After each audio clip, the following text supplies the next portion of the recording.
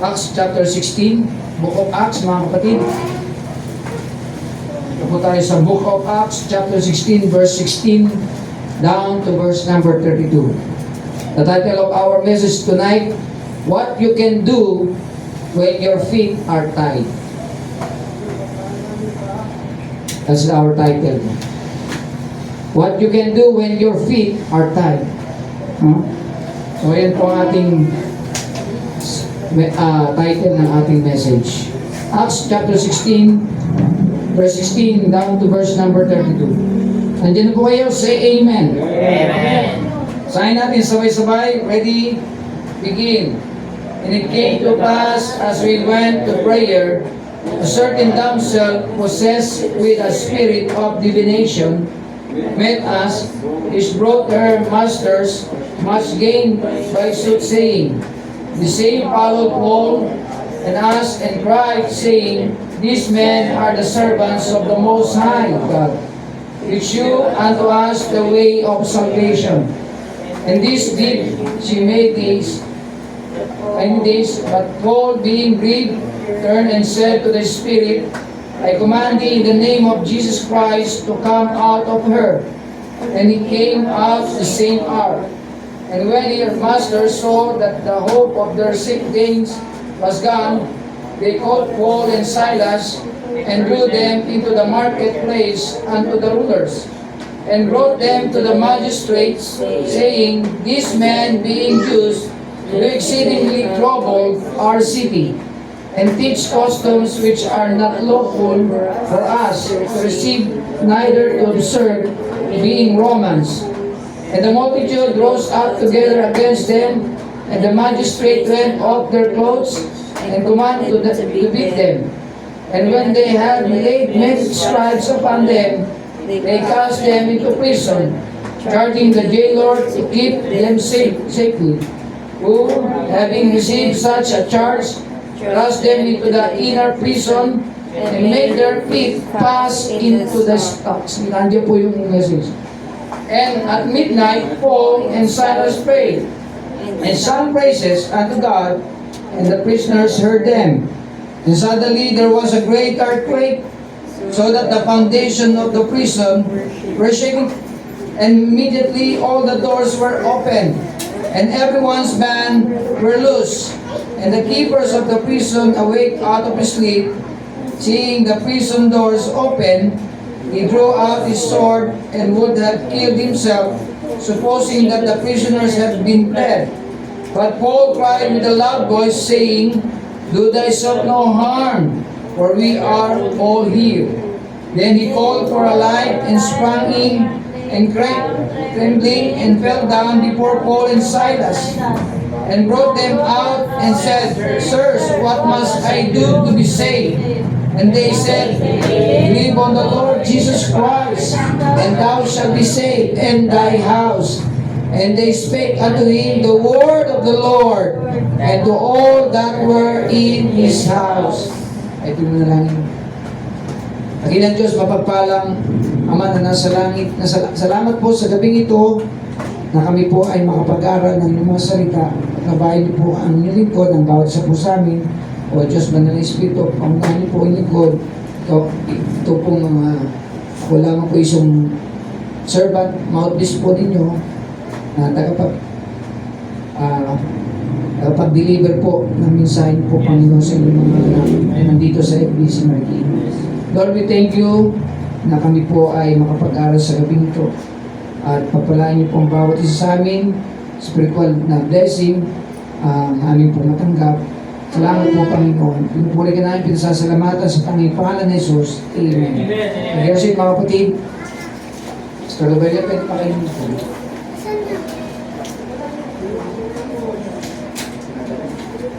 Okay, what you can do when your feet are tied? No? Yung ating title ng ating hapong pinag-aaralan sa gabi nito, nandito sa verse 24 kung hindi mapapansin. No?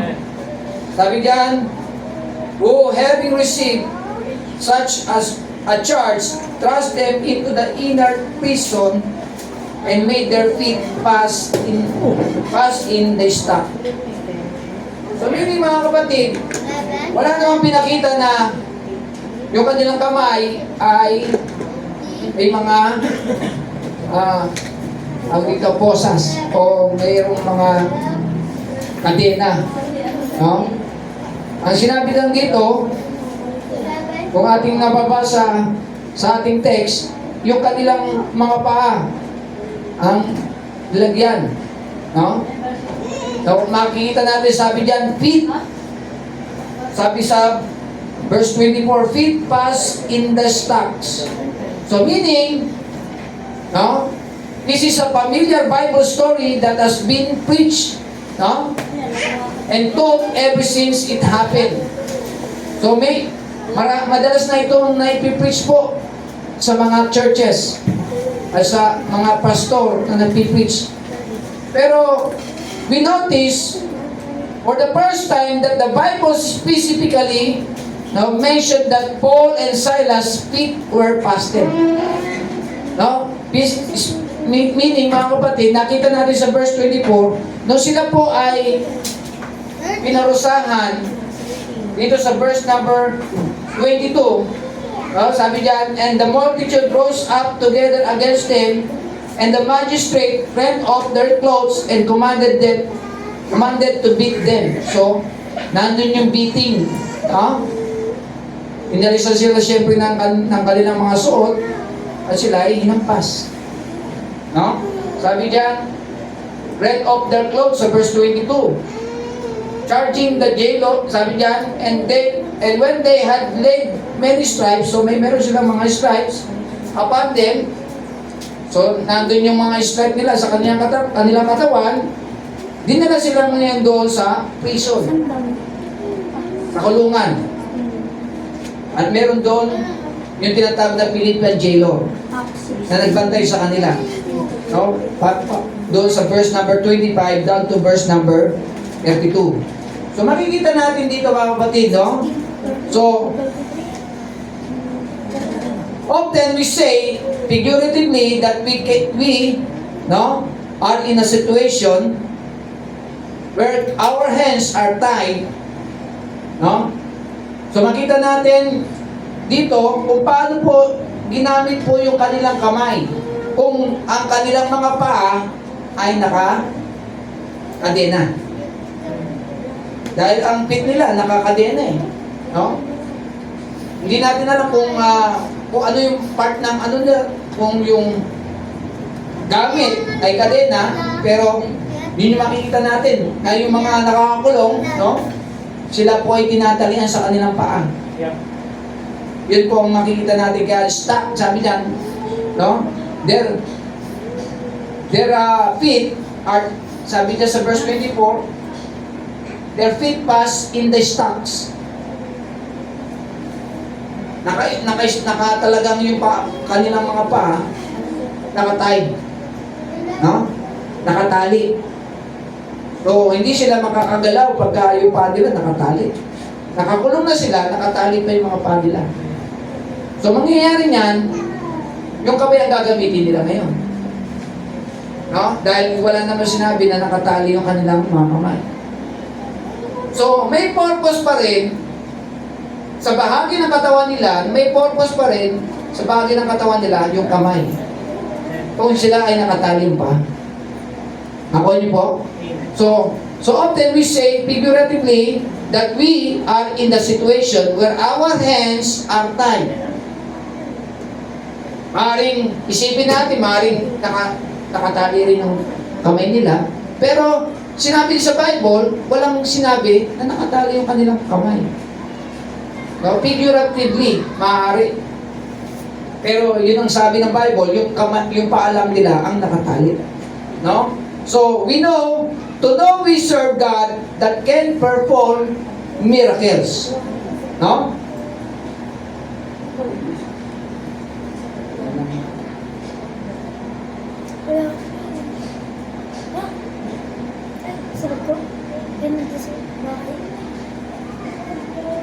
Okay, tuloy tayo. So, makikita po natin dito, maaari O hindi. Hindi pwede. Pero sabi ng Bible, Hindi pwede yun. walang nabanggit na yung kamay ay nakatali. Bakit? Mga palay. So may purpose kung bakit dinala ng Panginoon si Paul and Silas doon sa magistrate para sila ibig, magkaroon ng strike ng mga tawag dito, mga sugat, no? At dinala sila doon sa kulungan. Sa verse 25, no? Makita natin hanggang down to verse 32. Then, makita natin, nalalaman natin na sila po ay naglilingkod sa Diyos that God can perform miracles. Tama? Sila ay lingkod ng Panginoon. Si Paul and Silas, sila po ay mga servant ng Panginoon na ginamit para nga po alisin yung makikita natin doon sa verse number 16 na merong isang certain damsel na possessed. Ibig sabihin ng damsel na to, young lady. Okay? Young lady.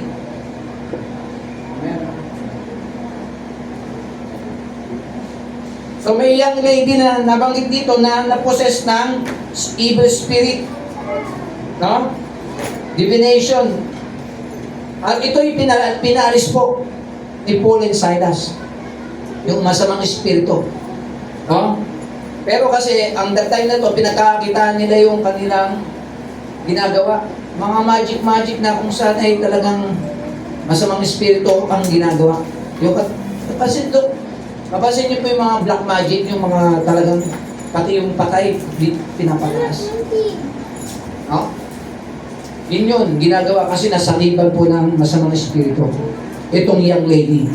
Kaya makita niyo po sabi diyan, which brought her. Bakit po? Babae. Hair. Which brought her sa verse 26, verse 16. Sabi niya, which brought her master must gain by soothsaying. So yan po makikita natin. The same followed Paul and as he cried, saying, these men are the servant of the Most High. Sila yun, si Paul and Silas. Most High God, which shew unto us the way of salvation. Para ba, pakita sa kanila yung paraan ng kaligtasan. And this did she many days. No? Talagang sinusundan nila si Paul and Silas. Itong young lady na to. Being grieved, turned and said, the Spirit, I command thee in the name of Jesus Christ to come out of her. No? Talagang si Paul at saka si Silas, pinalayas po yung masamang espiritu doon sa babae, sa young lady. Na meron pong tawag dito, possessed with the spirit of divination. Sa verse number 19, and when her masters, no, ibig sabihin babae, young lady, yung nandun po na napopossessed with the spirit of divination, was gone, nawala na, dahil inalis po ni Paul and Silas, they called Paul and Silas and drew them into the marketplace unto the rulers. Ang ano lang dito, nangyayari lang po, ibig na sila po ay magpasalamat, ang nangyayari, karoon problema. No? Sa verse 19, drew them into the marketplace unto the rulers. Dinala po sila doon sa mga rulers, sa marketplace, sa magistrate, and brought them to the magistrate sa verse 20, saying, these men being Jews do exceeding trouble, ng gugulo. No? Pero hindi naman sila nanggugulo, parang ganito nangangaral ka ng street preaching. Pinapahayag mo si Kristo, nangangaral ka. Isip ng mga tao, nanggugulo ka sa pangangaral mo. Kaya malaking bagay yung pagka tayo nangangaral, di naman natin binabagay na tayo nanggugulo. At pinapangaral nila ang kaligtasan. Si Jesus Christ, yung gospel. Siya namatay, nilibing at muling nabuhay. Yun ang ating pinapangaral, tayo nanggugulo. Yun ang nangyari, no? Dinala sila sa magistrate at sinasabi diyan, do exceedingly trouble our city. Nanggugulo sila sa ating syudad. Ha? Marami pong ganyan mga tao. Yung mga nangangaral po, nanggugulo sila. Ingay nyo, nanggugulo sila dito. Diba? Nangyari din po yan kay Dr. Peter Rackman. Sa panahon nung siya po ay nangaral, sinabi, nanggugulo sila. Pero hindi naman.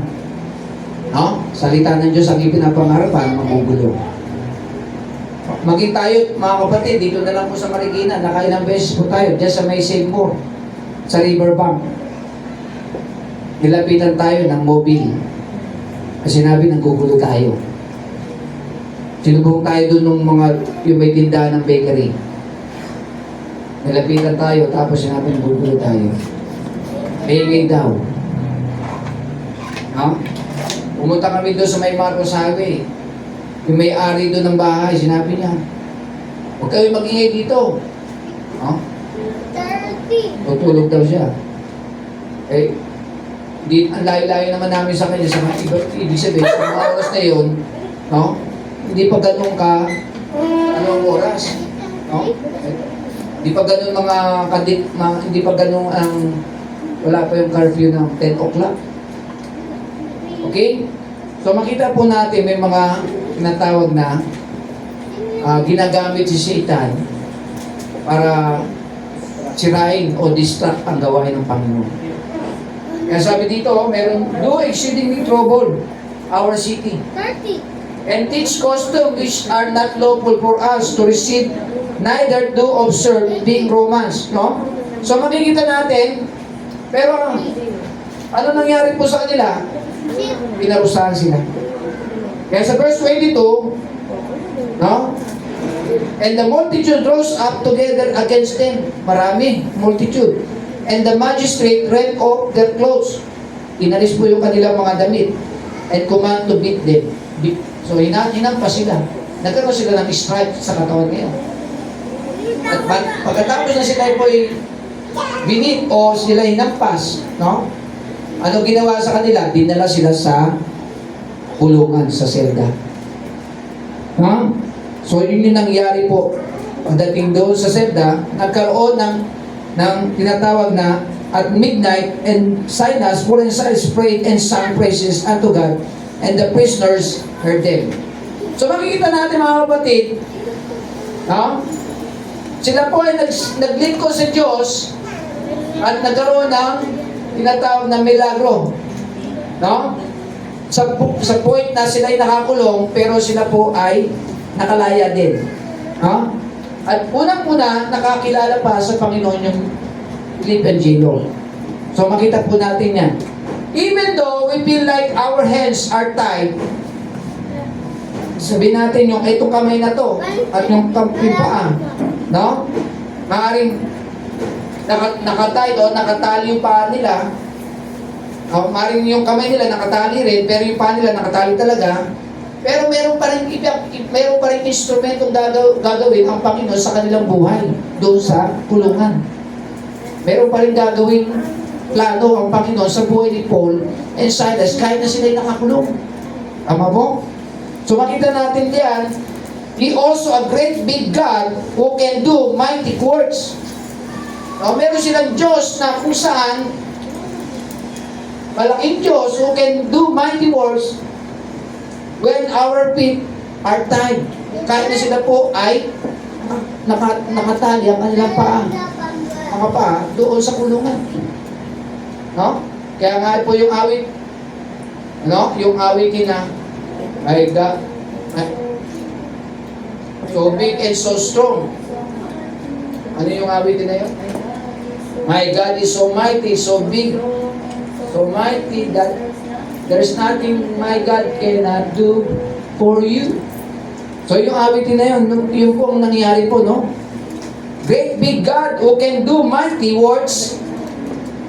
Paul and Silas, kahit na po ang nakatali ang kanilang paa, He did it for Paul and Silas, and He can do it for you and for me. Kung nangyari po yun sa buhay ni Paul and Silas, pwedeng mangyari yan sa iyo at sa akin. Na nagkaroon ng mighty works sa buhay po ng mga lingkod ng Diyos. Pwedeng mangyari sa iyo at mangyari sa akin. No? Na kahit na sila ay nakatali ang kanilang paa, gumawa pa rin, umilos pa rin ang Diyos sa kanilang buhay. Dahil meron silang mga kamay para manalangin sa Panginoon. Nakatali man ang paa mo, pero may kamay ka, ano gagawin na kami na yan? Okay. So makita natin, God did it for Paul and Silas, and He can do it for you and me. No? Kung mayroon yung nagawa ang Diyos sa buhay ni Paul and Silas na sila nakakulong, ikaw na ngayon na wala hindi ka nakakulong, mas lalong may gagawin ng Panginoon Yes. sa akin. That's right. No?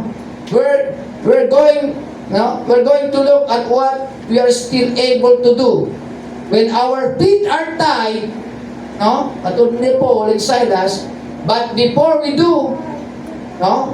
Makita natin yung story dito. We assume Paul and Silas was thrown into the prison because they were preaching the gospel, but they really was not the main reason. No? Ang makikita natin yung talagang pananampalataya nila Yeah. nandun sa pangyayari. No? Dahil kahit na sila po ay nakatali ang kanilang mga paa, nag-pray sila sa Panginoon. Amen. Praise the Lord. Okay? So, point number 1. So, what you can do when your feet are tied?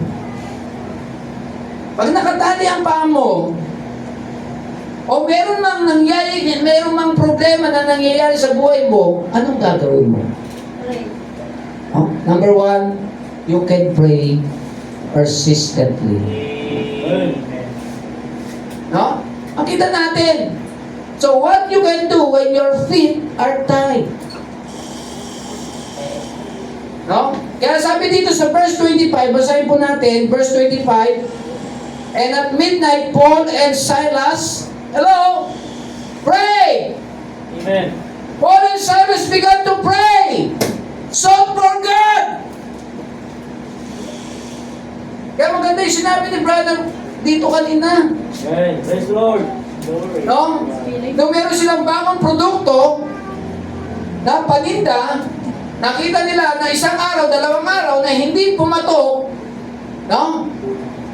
Na-check nila na kailangan nila mag-pray. Yes. Amen. At yun ang naging susi, no? Para maging patok o maging mabenta ang kanilang produkto. Good preaching. Amen. Ganon din po ang ginawa ni Paul and Silas. Yeah. Para sila po ay makalaya, ang makaalis na doon sa pulungan, at igit sa lahat makakilala sa Panginoon yung Philippian jailer, nag-pray sila. Amen. Yun ang unang ginawa nila, mag-pray sa Panginoon. Paul and Silas began to pray and sought for God's presence. Hey. How about you and me? Good. Pag meron po bang nangyari sa atin mga kapatid, na meron tayong problema, no? Di na tayo makamove on, wala ba tayong gagawin? Mayroon dapat mag-pray. Yep. No? Katulad ni Paul and Silas, kahit na sila nasa kulungan, hindi nila inalis yung pananalangin para sa Panginoon. They sought for God's presence in their darkest hour. Kahit na sila ay po ay nakakulong, hinampas sila, binit sila sa kanilang katawan, nagkaroon ng stripes o ng mga pasa-pasa sa kanilang katawan, hindi sila tumigil manalangin sa Panginoon. Amen. Ikaw, kapatid, pagka marami na bang problema sa buhay mo at problema sa buhay natin, titigil na ba tayo manalangin sa Diyos? Pagdadambot na ba natin yung oras na manalangin tayo sa Kanya? God. Isa, madamot tayo manalangin sa Panginoon. Eh. Great one. No? Pagka lang tayo may prayer meeting, saka tayo nagpipray, pero pagka wala nasabay tayo, hindi tayo nagpipray sa Kanya. God. Madalas tayo madamot. Great. Ilang oras lang na ipipray mo, o wala pang isang oras, minsan nagpipray tayo, wala pang isang oras. Sa ilang araw, na magpipray tayo, minsan lang po, wala pang isang oras. Pinagdadamot natin yung makipag-usap tayo sa Kanya. Magbasa ng Bible, pinagdadamot natin. God.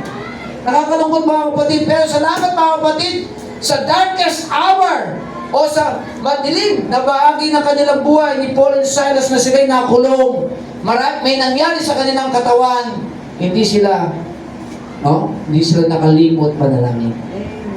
Praise. Hindi sila nakalimot. Pero ang Kristiyano nakakalimot manalangin sa Panginoon. That's right. Pagpunta nga lang dito sa prayer meeting, nakalimot. Oh, preach on. Para manalangin eh. lalo na sa bahay. Nakalimutan niya, lalo na sa bahay mag-pray. That's right. Kung dito, hindi ka nakapunta para mag-pray, how much more sa iyong tahanan? Magre-reflect yun. Mm. Kung tayo hindi umaatin ang prayer meeting, how much more sa tahanan natin? Hindi tayo magpe-pray. Church.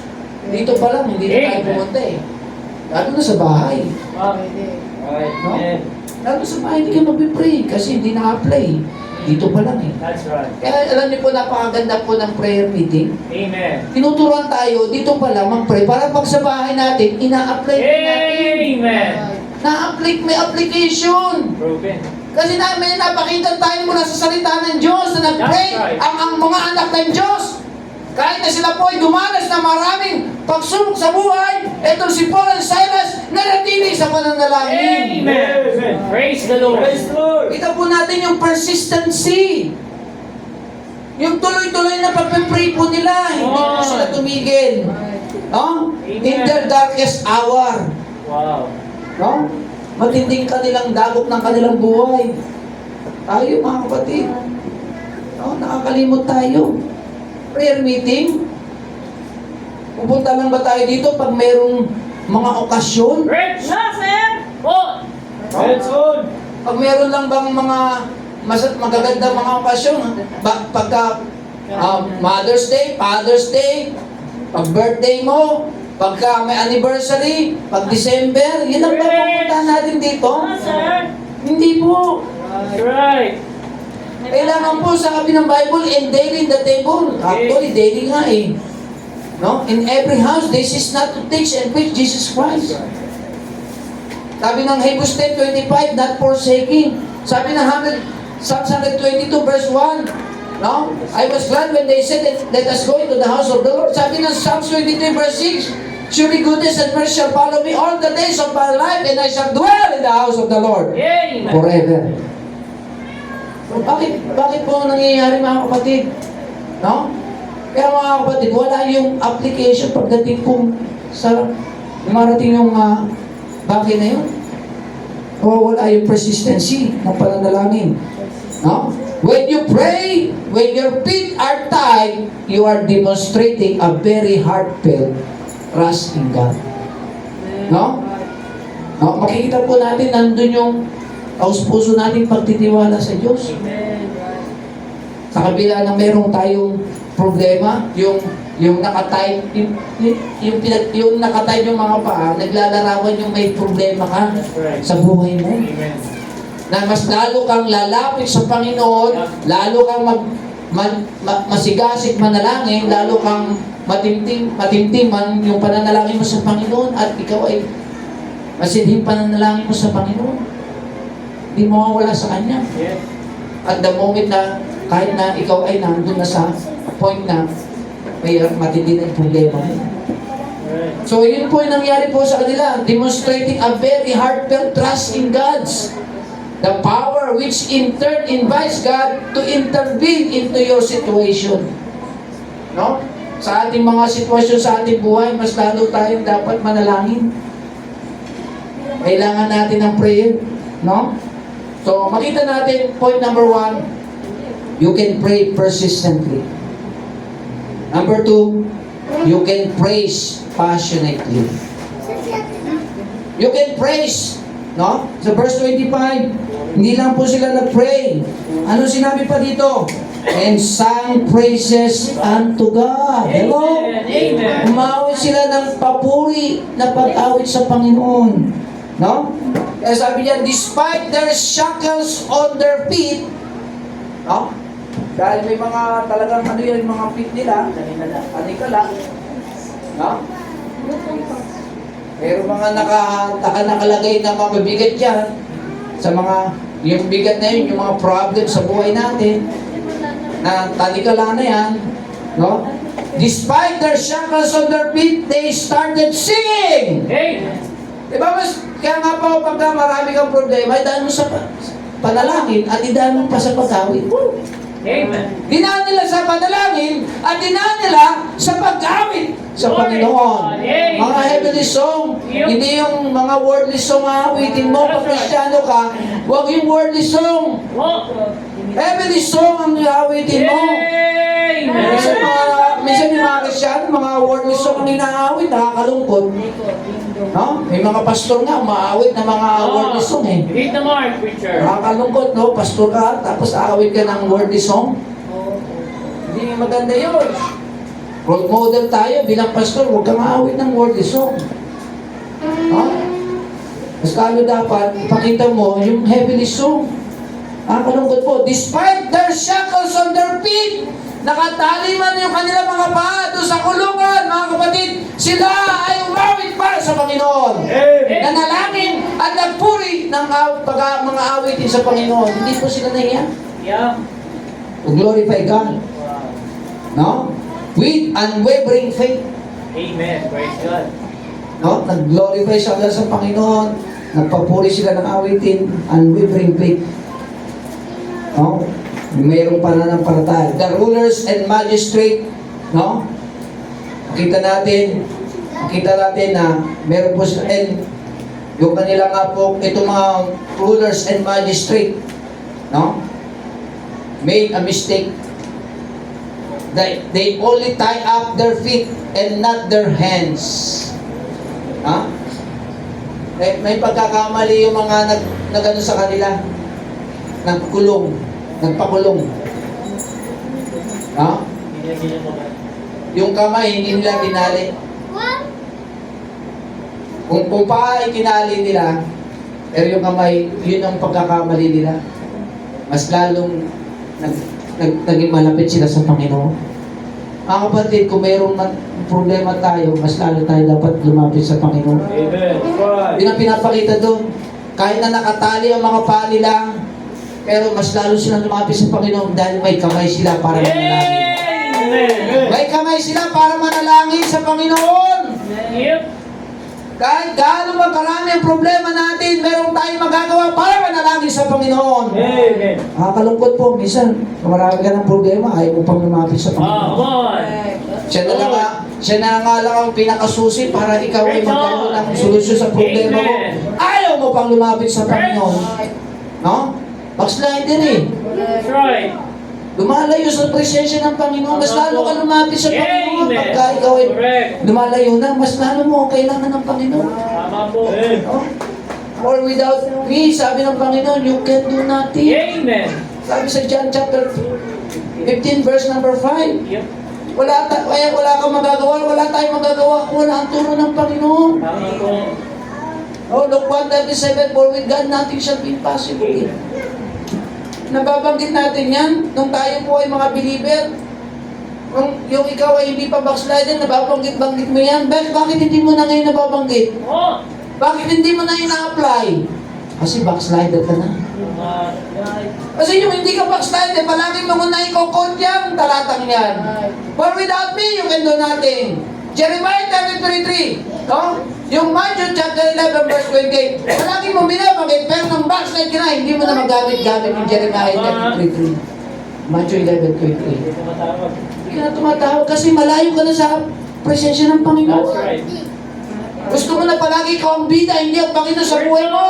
Come on. Kaya yung backslider, lagi ang unang, pride. Ayaw niya palagi ang masasapawan siya ng Panginoon. O, antayin niyo yung palo ng Panginoon, talaga. No? Kawawa siya sa Panginoon, kaya wala siya magagawa pagka wala ang Panginoon sa buhay niya. No? So, makita natin, they only tie up their feet and not their hands. Amen. No? Nakatali man ang kanilang paa nung sila nakakulong, si Paul and Silas, pero may mga kamay sila na ginamit ni Paul and Silas ang kanilang kamay para manalangin sa Panginoon. Para magpuri sa Panginoon. Para mag-awit sa Panginoon. Hindi naman nakatali yung mouth nila. Hindi naman tatalian yan. Hindi naman matatalian. Pero mayroon silang mouth para manalangin sa Panginoon. Mag-awit sa Panginoon. Mayroon pa rin plano ang Panginoon sa kanila.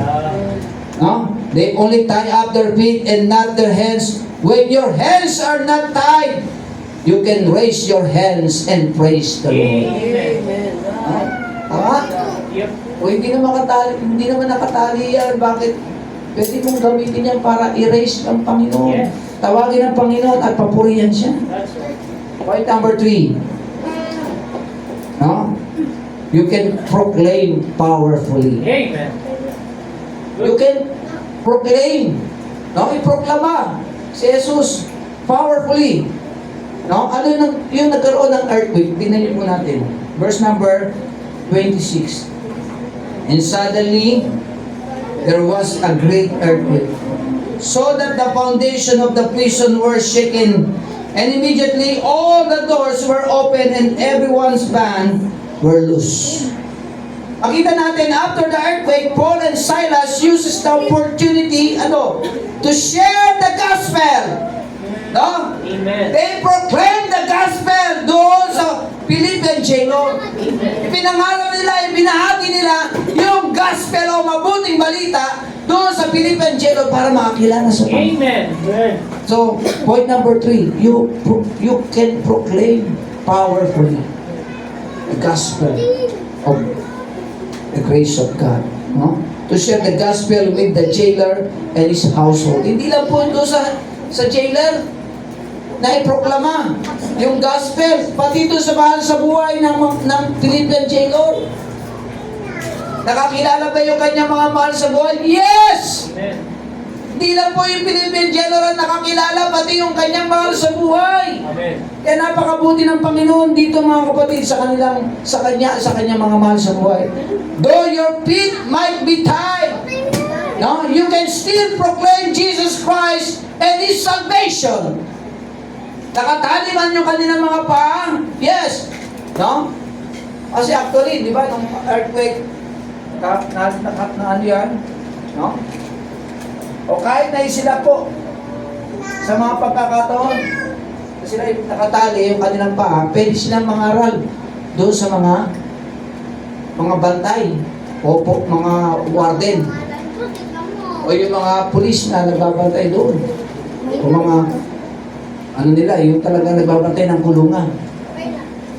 O pwede siran yung mga nagbabantay ng kulungan. Yun ang ginamit nila, mga kapatid, kahit sila'y nakakulong. At kahit nakagapos ang kanilang mga paa, ang kamay nila nagagamit naman. No? Sila ay nagagamit ng Panginoon. Though your feet might be tied, you can still proclaim Jesus Christ and His salvation.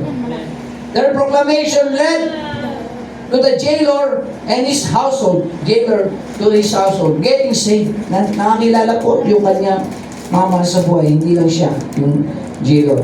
No? He showed that God can work even when you are going through a trial and your feet are tied. No?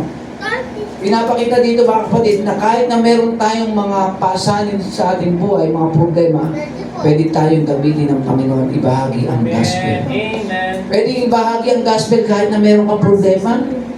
Bigay mo lang yung problema na yun sa Panginoon at gagamitin ka ng Panginoon. Amen. No? Ang Panginoon ay mas malaki sa ating problema. Meron nga akong nakalagay sa damit ko. God is greater than your problem. No? God is greater than our problem. Malaking bagay yun. Now, meron pa tayo dito. Now let me tell you some of other things na pwede tayo pang things you can do when your feet tied. No? Marami pang bagay tayo mapag-aaral. May 30 punto na idadagdag natin. No? Na makikita natin other things you can do when your feet tied. No? Number 1, let God be your delight. Ano po yun? Love on the Lord. Psalms 18 verse 1. Ano sabi ng Bible? Let God be your light o delight. Let God be your delight. Ibig sabihin, yung pag-ibig natin sa Panginoon. No? Let God be your delight. Siya ang maging pag-ibig natin. No? Sabi sa Psalms 18 verse 1, dahil mahal ni Paul and Silas ang Panginoon, kaya ginawa po nila yun. No? Kahit na sila po ay nakatali yung kanilang mga paa dahil sa pag-ibig sa Panginoon, ginawa nila na yung kanilang tungkulin. How about you? Gagawin mo ba ang tungkulin mo Dahil mahal mo ang Panginoon? Yes, dapat. Dahil, ganun din po sila. Let God be your delight. Ano sabi ng Psalms 18? Pakibasa nga po. Psalms 18:1. I will love thee, O Lord, my strength. And I will love thee, O Lord. 82.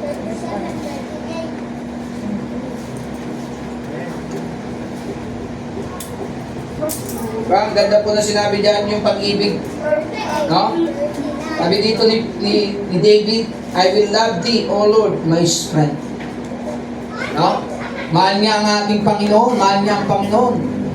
Ang ating ang ating Diyos at ang ating tagapagligtas. No? My love, I will love thee, O Lord, my strength. No? Nandito siya ang ating kalakasan. So love on the Lord. Not only that, lean on the Lord. When we love the Lord, lean on the Lord. No? Sa Kanya ka manangan. Manangan po tayo sa Panginoon. Ano sabi ng Proverbs chapter 3 verse 5 and 6? Trust in the Lord with all thine heart and lean not unto thine own understanding. In all thy ways acknowledge Him and He shall direct thy path.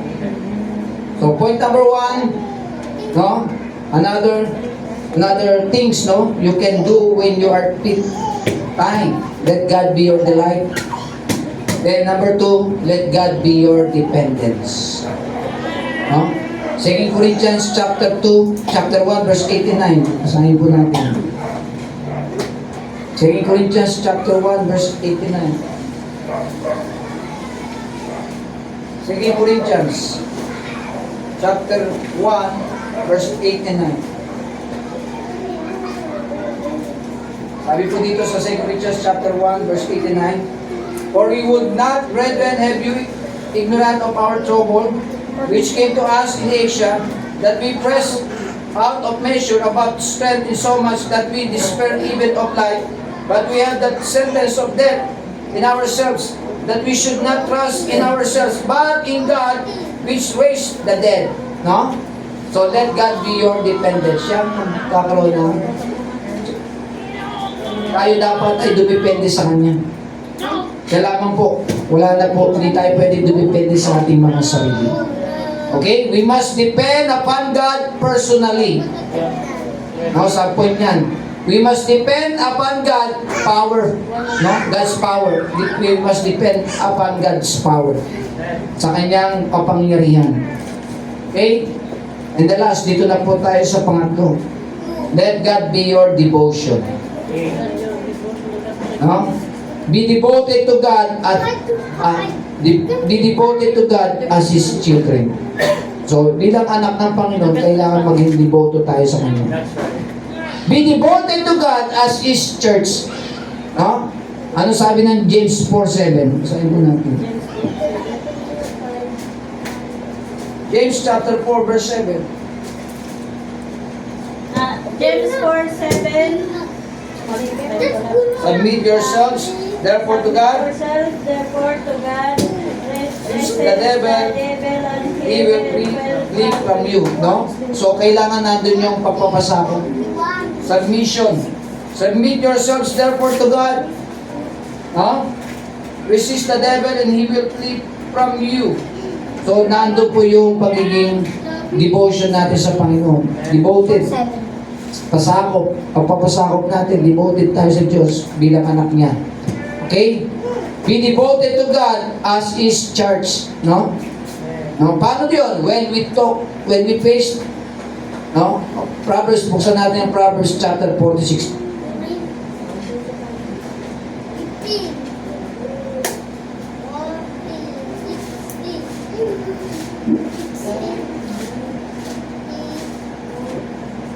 Proverbs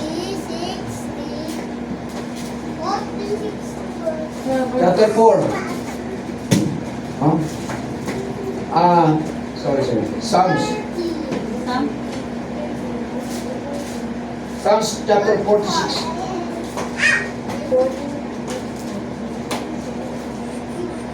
Psalms 46 verse number 3 to 4. Sabi po dito sa verse number 3 to 4, though the waters thereof roar and be troubled, though the mountains shake with the swelling thereof, Selah. No? There is a river, the stream whereof shall make glad the city of God, the holy place of the tabernacles of the Most High. God is in the midst of her. She shall not be moved. God shall help her, and that right early. No? Ano pinapakita dito mga kapatid? No? Stay devoted. Kahit na meron pong mga waters, yung pinutukoy dyan ng waters thereof, ito yung mga problema sa buhay. No? Though the waters thereof roar and be troubled. No? Nagkaroon man ng mga dumating na problema sa ating buhay. Though the mountains shake with the swelling thereof. Nandiyan po yung pagiging devoted natin sa Panginoon. No? When we face the waters, stay devoted. When we face wicked, stay devoted. Ano sabi dyan sa verse number 6 to 7? No? The hidden, yung mga wicked. Rage, the kingdoms were moved. He uttered his voice, the earth melted. Verse number 7, the Lord of hosts is with us. Tingnan niyo po, ang Panginoon ay nasa atin. Amen. The God of Jacob is our refuge. Selah. So hindi tayo pinapabayaan ng Panginoon, kaya I will never leave thee nor forsake thee, di ba? Hebrews chapter 13, verse number 5. No? So makita po natin, when we face the waters, stay devoted. When we face the wicked, stay devoted. And the last, when we face the wars, ano yung wars? Stay devoted. Tingnan niyo po sa verse number 8 and 9. Come, behold the works of the Lord. What desolates He had made in the earth. He make it wars to cease. Tingnan niyo po. May mga labanan man, pag-aaway-away, ano ginagawa ng Panginoon? Pinauhupa niya yung mga wars. Sabi diyan, to cease. Unto the end of the earth. He breaketh the bow. He cutteth the spear in sunder. He burneth the chariot in fire. No? Be still and know that I am the Lord. Sabi niyo, I am God. I will be exalted among the heathen. I will be exalted in the earth. The Lord of hosts is with us. The God of Jacob is our refuge. Selah. Ano pinapakinggan dito? Makapangyarihan ng Panginoon kaysa mga bagay na yun. Problema man, no? May mga masasama man, at mayroon mga kaguluhan, ang Panginoon, sabi diyan, the Lord of hosts is with us. Verse number 11, the God of Jacob is our refuge. Ano yung refuge? Siya yung ating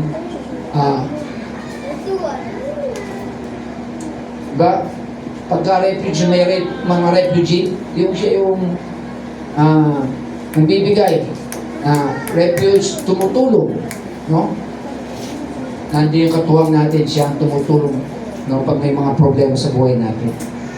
Okay? And now for our conclusion, are there circumstances surrounding in your life? Meron bang mga problema sa buhay mo? No? Where you find your feet are tight? Yung mga nakagaya po na nangyari dito kay Paul and Silas, na meron mga problema sa kanilang kinarap sa buhay. No? And you are imprisoned by your circumstances. No? Maaaring yung kala mo parang kang nasa kulungan dahil sa mga problema na iyong kinaharap, parang kang nakakulong sa piitan dahil mga problemang nakakarap mo, no? Ay nilalarawan yung kulungan na yun na meron kang mga circumstances, no? You have a place today, right now, where you can pray to God. Meron ka ng place today. Ano yung place na yun? Right now, when you pray, when you can pray to God, pwede kang mag-pray sa Panginoon. Sa mga circumstances na nangyayari sa buhay mo, sa buhay natin. You have a praise today when you can praise God. No? You have a place today where you can proclaim God. No? Soon, you will see, no? You will see makikita natin yung tinatawag, God break the shackles, open the doors of prison, and set your free. Nakita niyo po, pinalaya sila. Nung nagkaroon ng earthquake, nangyari, saan, yun ang naging way para sila po ay mapalaya. Pero hindi sila umalis doon, no? Pagkatapos nyo, nabalitaan, sila po ay mga Romans si Paul. Pinalaya rin siya dahil bawal po sa kanila ikulong ang apares nilang Romans. No? Yun po ang naging ano po dyan sa Bible. No, hindi sila pwedeng ikulong si Paul kasi siya po ay may dugong Romans. No? So, siya po ay pinalaya. At hindi na nga lang sila nagreklamo dahil kasi alam naman nila magagalit po yung leader doon sa tagapagbantay. So makita po natin, you will see God do miracles things that will cause you to rejoice. So meron pong rejoice na mangyayari dahil meron pong miracles na ginagawa ang Panginoon. Diba pag kami milagrong nangyayari sa buhay natin, doon pumapasok yung rejoice, yung kasiyahan. Come now and pray, praise and proclaim the Lord. No? So makita po natin, yun po yung makikita natin na when your feet are tied, you must closer that. No? We must close to God. Mas lalo tayong lumapit sa Panginoon. No?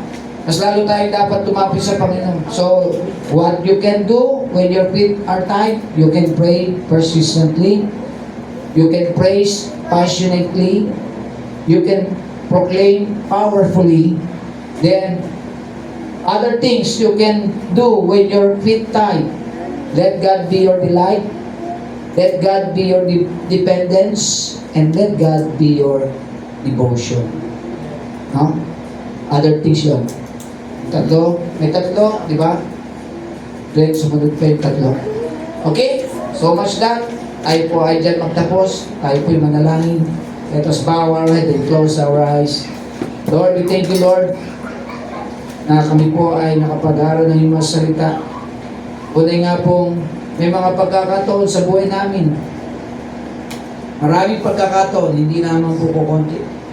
Para po kaming nakatali, na parang nakatali din po ang aming mga paa. Na hindi namin kaya, Panginoon, kung wala ka sa aming buhay. Yung problema na nakatali sa aming mga buhay, ikaw lamang po makakapag-alis ng tali na ito at kami po'y makakalaya sa aming mga problema sa buhay. Tulungan niyo po kami, Panginoon, every time may mga circumstances sa aming buhay, ay kayo lamang po kailangan kagapay po namin. Wala na pong iba, Panginoon. Hindi namin kaya kung sa aming sarili lang, Panginoon. Patuloy niyo po kami dali sa prayer meeting sapagkat napakahalaga po ang pananalangin. Kailangan po namin persistent na pananalangin o tuloy-tuloy na pananalangin. Hindi dapat kami humihinto. Hindi dapat nawawala ang aming prayer life sa aming buhay. Lord, we thank you, Lord. Nakita niyo po sa amin kung gaano kahalaga ang pananalangin, Panginoon, sa mga problema ang aming hapong na pinakaharap, Panginoon. Katulad po nila Paul and Silas, na kahit na sila'y nakabilanggo, nakagapos ang kanilang mga paa, ay nananatili silang nananalangin sa inyo, Panginoon. At hindi lamang po yung Panginoon, hindi lang po sila nanalangin, nagpupuri sila sa inyo, Panginoon. They are praising you, Lord. Thank you, Lord. At tinuturuan niyo po kami. Sa kabila ng kami po ay maraming mga problema sa aming buhay. Hindi lamang dapat kami manalangin sa iyo at kailangan din namin magpuri sa inyo. Umawit kami ng mga awiting makalangit, Panginoon, hindi mga worldly song. Ito ay magiging way para lalo po kaming tumatag sa aming pananampalataya sa inyo, Panginoon. Ganun din po, na hindi lamang kami mag-pray, hindi lamang kami magpuri sa inyo. Iproklama namin ang inyong pangalan sa mga tao na kailangan ng kaligtasan. I-proclaim namin wherever we go ang iyong pangalan, Panginoon, ang iyong salita para yung mga tao makapakinig nito ay makakilala sa inyo, Panginoon. Tulungan niyo po kami, Panginoon. Pray, praise, and proclaim. Lord, at other things na kailangan po namin pag kami po ay mayroon pong mga problema. Kailangan po namin magkaroon ng pag-ibig sa kaluluwa. Dahil mayroong nagmahal din po sa amin, unang-una kayo ang nagmahal sa amin. At ginamit niyo rin po instrumento yung mga nag-aakay sa amin, Panginoon, dahil may pag-ibig din po sila sa kaluluwa. Lord, we thank you, Lord. Mayroon pong kaming delight. Salamat din po yung dumipende kami sa inyo, Panginoon, hindi sa aming sarili. Kailangan po yung dependent, yung pagiging dumipende kami sa inyong salita. Sa inyo, Panginoon, hindi sa aming mga salita. Hindi sa inyong salita, Panginoon. Ganon din po sa aming devotion, Panginoon. Maging devoted kami, Panginoon, sa inyo at sa inyong salita, Panginoon. Salamat po, Panginoon. Kayo po nagbigay sa amin, Panginoon, ng inspirasyon para magpatuloy, Panginoon. Na kahit kami po ay may mga karamdaman, hindi po ito dahilan para kami po ay magpatuloy. Na kahit kami po ay meron po mga problema na kinakaharap sa araw-araw ng aming buhay, hindi po ito dahilan para hindi kami magpatuloy sa aming pananalangin sa inyo, Panginoon. Sa aming pagpupuri sa inyo. Sa aming pagpoproklama ng inyong pangalan at ng inyong gospel, Panginoon.